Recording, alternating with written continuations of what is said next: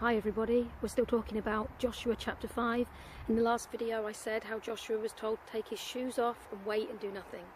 Well, then God gives him the strategy of how they're going to take over Jericho. And what is interesting to me is Joshua doesn't go to the people and say, right guys, we're going to march round 7 times, then we're going to blow trumpets and shout and the walls are going to fall down. He says we're going to march round, don't blow the trumpets or shout till I tell you to.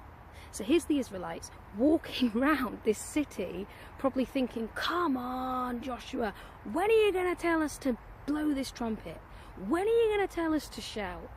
When are these walls going to fall down? Or when are we going to run into that city and slaughter everybody with our swords?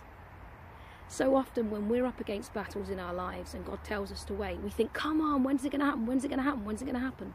So often he gives us the promise and he says, the walls are going to tumble. And we're like, well, when? Well, when? Well, when? So often he even tells us what to do. But we're not to action it until he says. You might know what he's told you you're going to have or what's going to happen. You might know he's told you how to get it. But if he hasn't told you to move yet, then don't. Joshua doesn't do anything until he's got the strategy and until God says to action it. And then the people have to be so reliant and just believe what Joshua says, and that's like us with God. Sometimes the vision may tarry, sometimes it's so hard, but remember, you are working not for your side, but for his glory and his will. And if his glory and his will at the moment is for you to stop, rest and wait, then you're giving him glory by stopping, resting and waiting. Joshua knelt down before the angel to worship God. He does nothing but worship. He doesn't war, he worships. And that's how we war. We worship.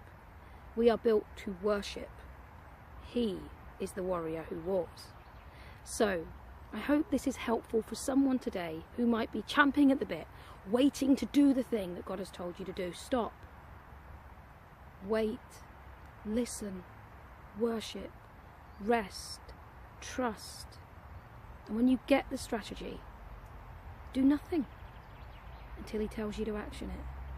Then listen again and only do what he says. Because you are working for his glory, not for your own. Have a good day.